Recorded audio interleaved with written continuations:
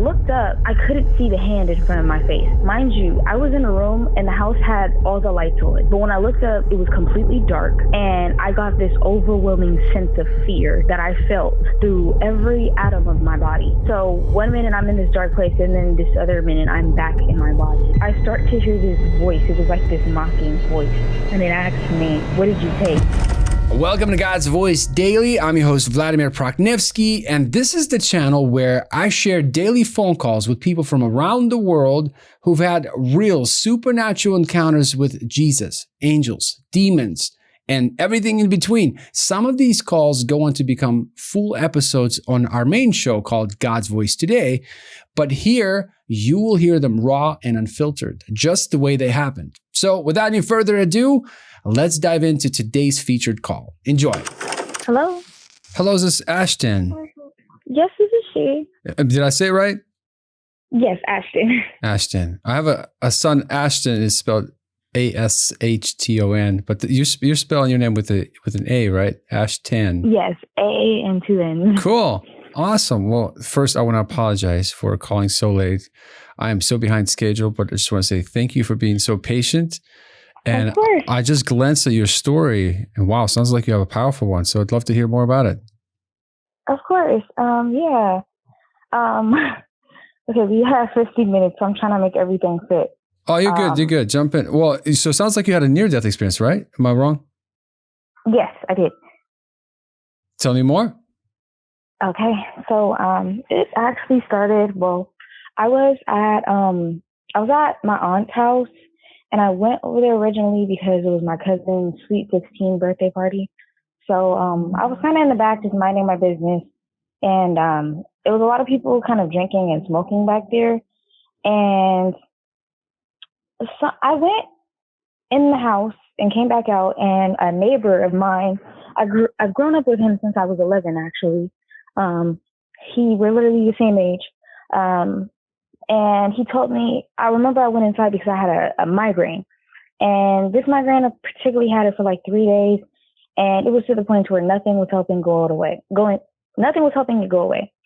So I came outside, and he said something to me, and I told him my head was hurting, and he was like, "Oh, well, I have like a blunt or half a blunt or something like that rolled at the house or something." Because during this particular time, I had been asking God to take the taste of weed out of my mouth because I'd been smoking, and he had been trying to tell me to stop. And it was to the point to where I was so addicted I wanted to stop, but I literally couldn't. So I prayed and asked God, make it to where I can never pick that up ever again. So I went to his house, and it had been a few days since I had done it. But when I went to his house, we got the blunt, came back, and I smoked it probably like 2 or 3 times. It wasn't even a lot. And later on, I kind of went back in the backyard, minding my business, and he comes with this drink, and he's like, "Here, try this." And I said, "What is it?" He was like, "Just try it." So I drank it, and he was like, "Does it taste fruity to you?" And I'm like, "Yeah, but what is it?" And he kind of just smiled and walked off. And he was like, "It just tastes fruity to me. Does it taste fruity to you?" And he keeps asking me that, but I'm like, okay, whatever. I didn't pay any attention. He walks away, and I noticed I started to feel sick. So I went in the house, went to the bathroom. I called Earl a couple of times, and I just sat in my aunt's room on the stool that she has by her bed. And as I'm sitting there, I start to feel really weird, like really weird. I couldn't even explain the feeling, but my stomach and my head just started to almost spin. And when I put my head on my knees, I sat there for a minute and I closed my eyes. And when I looked up, I couldn't see the hand in front of my face. Mind you, I was in a room and the house had all the lights on. But when I looked up, it was completely dark. And I got this overwhelming sense of fear that I felt through every atom of my body. This fear, it was like alive. Like I felt it all over me, around me, in me. I couldn't explain it, but it was horrible. And where I was, it was like I could speak, but I wasn't speaking with my mouth, if that makes sense. I started to hear this laughter, And during this time, I'm coming in and out of my body. So one minute I'm in this dark place, and then this other minute I'm back in my body. And I'm like, wait a minute, what just happened? So I stood up, and I'm trying to understand or figure out or make sense of what's happening to me. And I'm hearing this laughter. And at first it sounds familiar, as if it was from people that I know or knew. I'm just hearing this demonic laughter. And then it gets more demonic, and the laughter starts to become unrecognizable, as if at first it sounded like family members, friends. And then now it just sounds, it's this eerie tune to it. And I start to hear this voice. It was like this mocking voice. And it asked me, what did you take? And my first response was nothing. I didn't take anything. Like, what's going on? And right when I said nothing, it was like, it went back to being this dark place. So now I'm back, and I now have awareness that I'm in hell. Oh. So I'm standing there, and I'm like, oh God, like, please tell me I didn't just die. So I'm losing it, and I'm praying, I'm like, God, please, like, no, this is not happening to me. This is not happening to me. I was fine. And I start to get this overwhelming sense of fear, and the darkness that was around me. During this time where I was in this part of hell, I couldn't see anything around me, but I could feel things around me that wanted to grab me, but I was being protected. And I could feel that they wanted to rip me apart. It was demons in the dark, and they were all around me. Like, I could feel them. I could hear them. I could almost feel like the presence standing close to me, but I can't see anything. So I start crying, and I'm screaming and crying and screaming and crying. And then I hear the voice again saying, what did you take? So now I'm trying to think, what did I take? I didn't take any pills. I didn't do any type of serious drugs in my head, I'm thinking, because the only thing I did was smoke and drink that stuff. But I'm like, wait a minute, what did I take?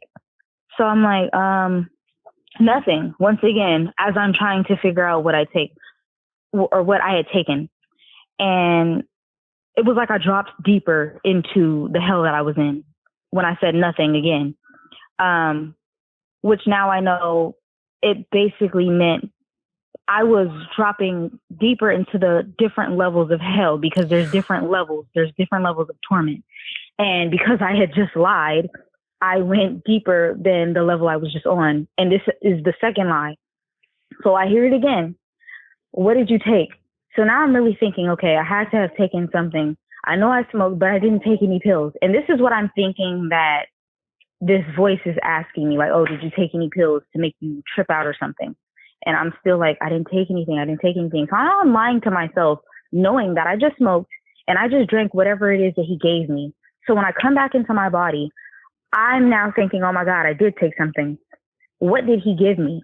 So Diego comes back in the room and he asks me, are you okay? And I'm like, no, I'm not okay. What did you give me? What did you give me? And he could see that I'm freaking out. His tears streaming down my face. I'm freaking out, and I'm asking him, I'm screaming at him, what did he give me? And he didn't say anything. He just kind of walked out the room very quickly, and he left. So I start crying, and I'm praying, and I'm asking God just not to let me die, because I'm now aware of what's happening to me. I could literally feel my soul coming in and out of my body, and I'm fighting for it to stay. So I go out of consciousness again, and now I'm in this, it's like a pit, and it was kind of like this reddish, foggy, kind of like, yeah, it was like a red, foggy musk around me. And the smell, I started to smell sulfur, but it was also the smell of burning flesh, and it was putrid. It was horrible. I never smelled anything so awful in my entire life. And I have smelled sewage, everything that you could think of. I never smelled anything this bad. And I started to see, it was this line of people. I was at the back of the line, and it was people behind me, people in front of me, behind me, and people by the thousands. And when you looked at people, you couldn't talk to them at all.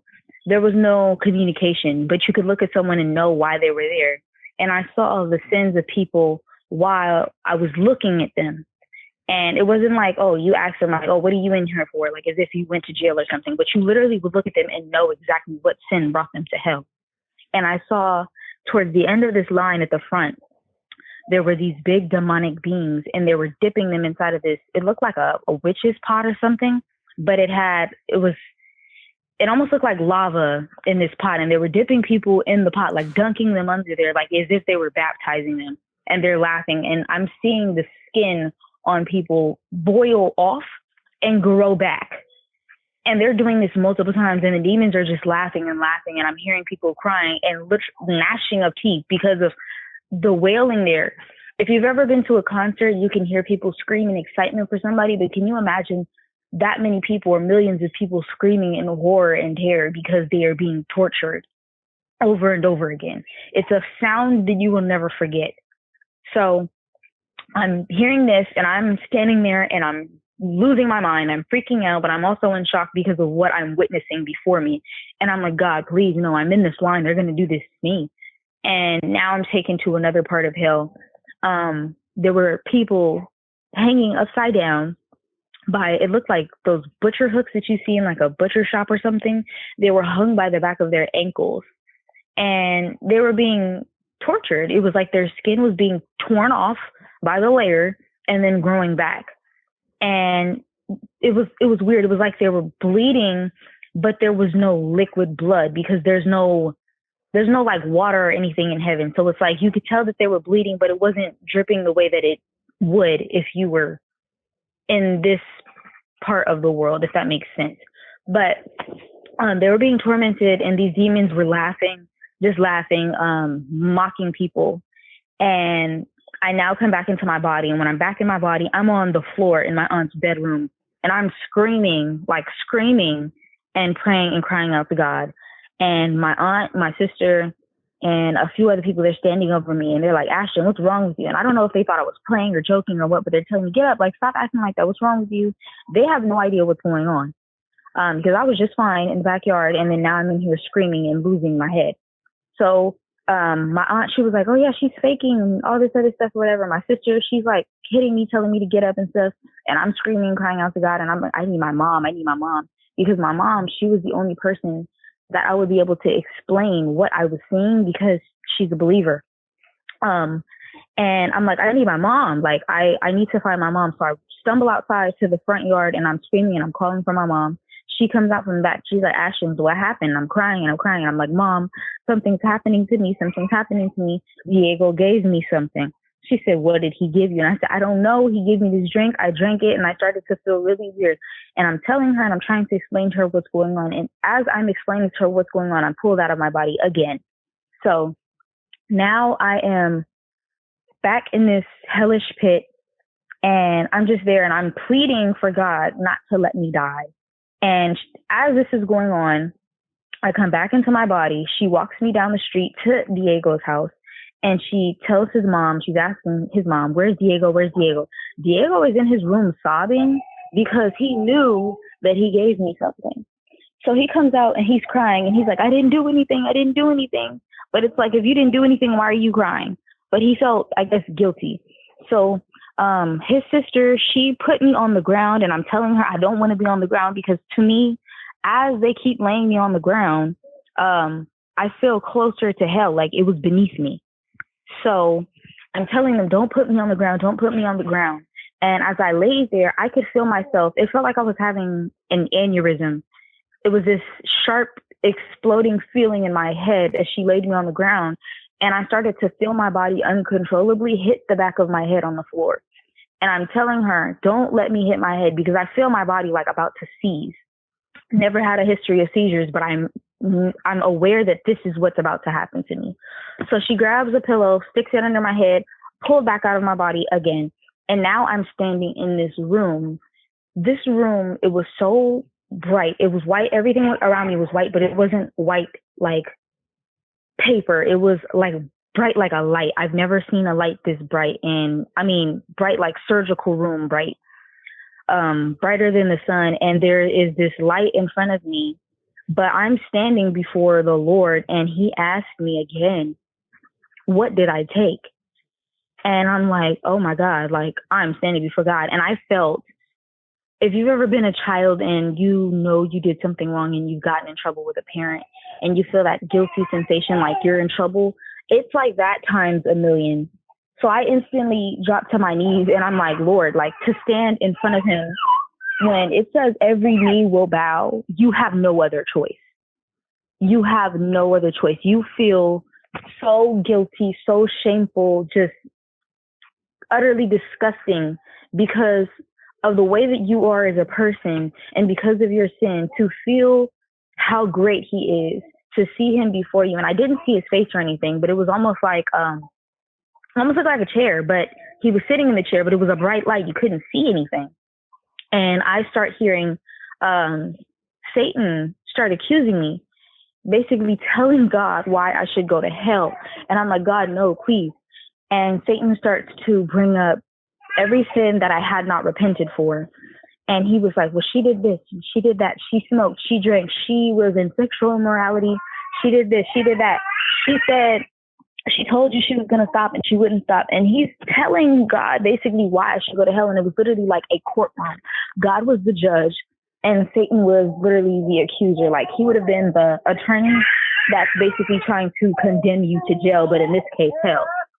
So as this is going on, I'm like, God, please, no. So basically I'm guilty. I'm now found guilty.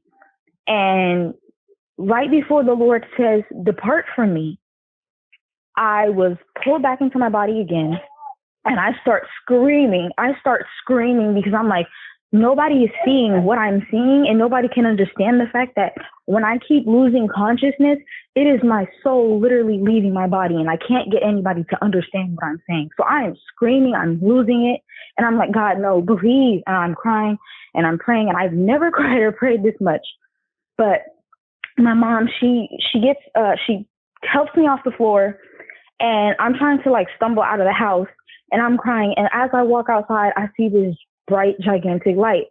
I don't know why, but I started chasing it down the street, all the way on a whole nother block on the main street, ran across the street. I think I waited for the light, or when I got there, the light changed. So it was safe for me to run across the street. But I don't know. It was like, I'm chasing this light and it floats over this church and it comes down as if it went into the church. So I start beating on the church doors and I'm screaming and crying. I don't even know what I was looking for. But as I look inside, mind you, there is no lights on or this church is closed. It's like 9 o'clock, 10 o'clock at night. So according to everyone else, there's nobody in there. But when I look into this church, I see a cross and the cross had candles on it, up the cross and across the sides of the cross. It was candles. And I'm beating on the doors of this church. And my mom, she got in her car and drove after me because nobody was able to run after me. I've never been able to run this fast in my life. I'm not a fast runner. But I ran so fast out of fear that when I got there, I'm trying to get away from whatever this is consistently taking me out of my body. So I'm like, okay, maybe if I get away from them, I'll be okay. The only person I wanted to be with was my mom because everyone around me, I could see if they had a demonic spirit in them. So it was the fear of me seeing these demons in hell and then me now seeing them in people. So I'm trying to get away from them. So when they catch up to me, Caitlin grabs me, she puts me on the floor again, and I'm telling her, no, please don't put me on the ground again. Please don't put me on the ground again. And I'm snatched back into my body, and I'm now seeing these two gigantic, what I thought were dogs. They were hellhounds, and it looked like they were charred, as if someone had set them on fire. And they had glowing red eyes, and one of them bit me. It caught a hold to my ankle, and I'm screaming, and I fall back because it bit me and pulled my leg as if it was trying to drag me to hell.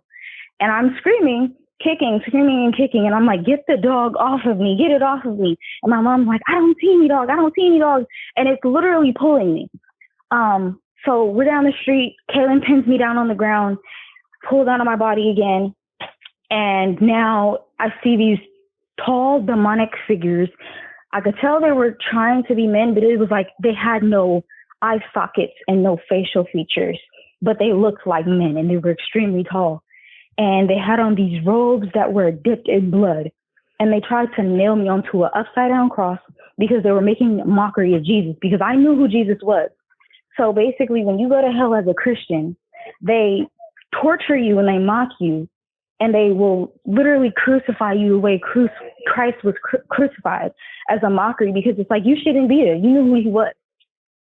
So they try to put me on this cross, and one of them grabs my hand back and it's pinning it down on the cross. And I see the other one take this sharp metal hammer thingy, and he takes this, it was a nail, but it was like a nail that had barbed spikes. So he was about to nail my hand into this wood. And my mom starts praying over me. And I could hear her praying over me as I'm laying here. And right when he's about to hit the hammer to put my nail into this wood, I'm pulled back into my body. And I'm telling my mom, I'm going to die, because I've now accepted the fate. This is not going to stop. This is just going to keep happening to me. And now I know, like, I deserve to be in hell because of the way that I lived my life. Of so many times I told God I was going to stop walking in sin and living in sin. And he basically told me, like, this is where I was supposed to go. And the messed up part is, I didn't want to go, but I knew I deserved to be there.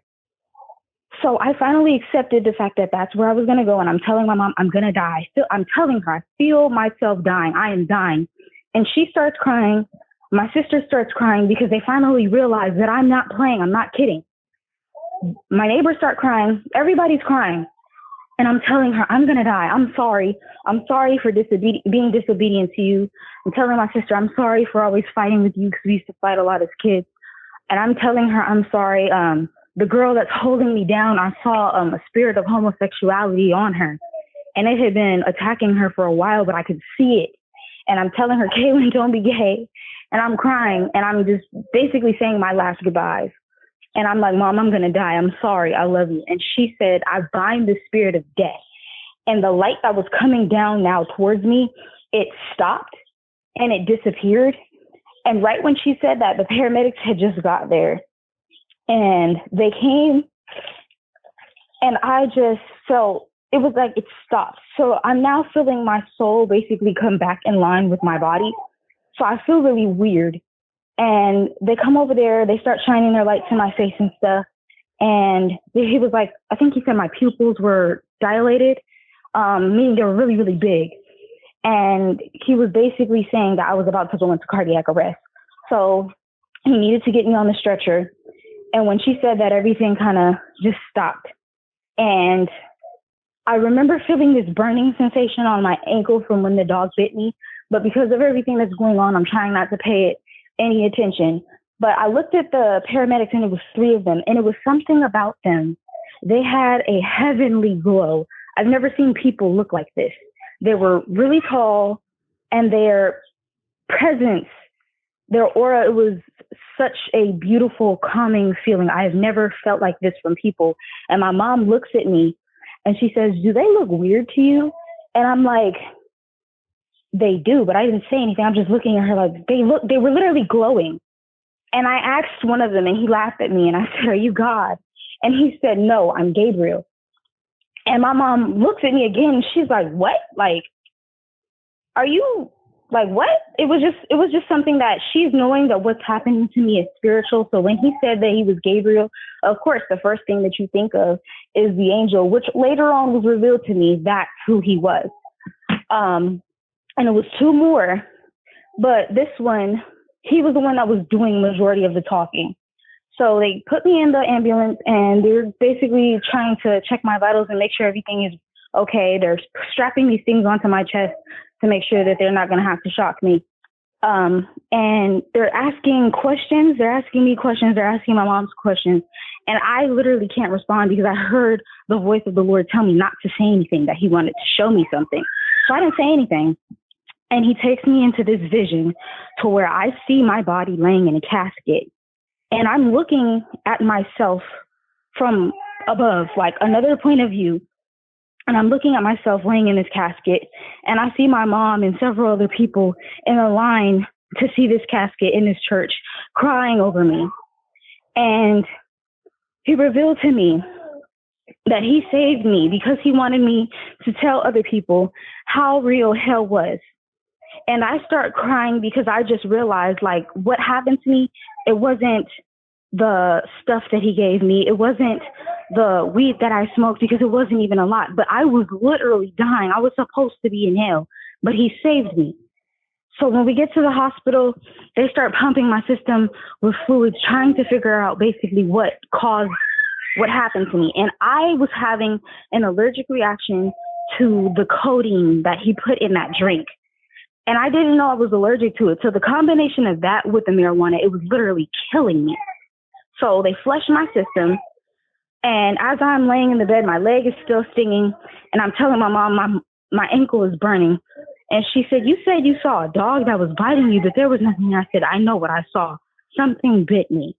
She pulls up my pants leg and she pulls my sock off and she looks at the back of my ankle and there is a bite mark that looked like two fangs in my leg, but it looked like a burn. And when she saw it, I remember her hand started to shake while she was holding my sock in her hand. And she started to cry. And she's like, oh God. She was like, you weren't lying. You really saw that. Something really did bite you. And I was not in the vicinity of any real dogs that anyone else could see, but I was bitten by a hellhound. And she just started to cry and she started to cry and she started to sit there and pray. And I was like, Mom, I have to tell you what I saw. And I start telling her. And as I'm telling her, I'm just watching the tears run down her face because she believed me. She knew what I saw was real. So I wasn't tripping. This wasn't a reaction to the stuff. Like I was really dying and I really went to hell. So I had came home after they flushed my system and everything, and they got all the codeine out of my blood and they let me go. So I came back to the house and it was at least like maybe 12 o'clock, 1 o'clock in the morning when I got back to the house. And I sat on the couch and slept upright right next to my mom because I was scared to be by myself. And I was in shock because of what I had just seen. And for 2 to 3 weeks, I didn't leave my house. I couldn't do anything besides sit on my bed and read my Bible because I was traumatized. I had developed PTSD from this experience. And majority of the time I was wondering if I was crazy. I'm like, did this really happen to me? Was it really the drugs? Was it like, what if it wasn't real? And every time I kept getting confirmation that what I seen was real. So I started to look up NDEs, near-death experiences, and other health testimonies. And I watched other people and they started to describe some of the same exact stuff that I saw. And I'm like, I'm not crazy. Wow. This really happened to me. God really let me see hell and live. Out of all the people that die and go to hell every day, he allowed me to live. And he instructed me to tell everybody what I saw. Ashtan, wow. I got to ask, would you be interested in coming on the main show, God's Voice Today, on camera and going in greater detail, talking about your experience? Yes, of course. Let's do that. I have so many follow-up questions. I have a interview coming up here in about 30 minutes, but I would love to bring you on, talk more about all these different things. By the way, how long ago did this happen? This happened in 2020, November 22nd. That was an interesting year, right? Yes, very interesting. Wow. Well, Ashtan, we'll continue this conversation on the main channel. So for everybody watching, check the link below for the main show. But I will send you right now. You know what, Ashtan, as we're speaking right now, so I don't forget, I'm sending you the link. And it's the same process how you got on this show. And go ahead and schedule the time that works best for you. And let's keep this conversation going. I'm looking forward to it. Okay. Thank you so much for your time. This was powerful. Of course. Thank you. Talk soon. God bless. All righty. Bye. Hey, if this story moved you, there is definitely more. Every day, someone new shares their supernatural encounter with Jesus. So hit subscribe right now and don't miss what's coming up next. And if you're ready for another powerful supernatural testimony, tap the next video on your screen right now, and I'll see you there.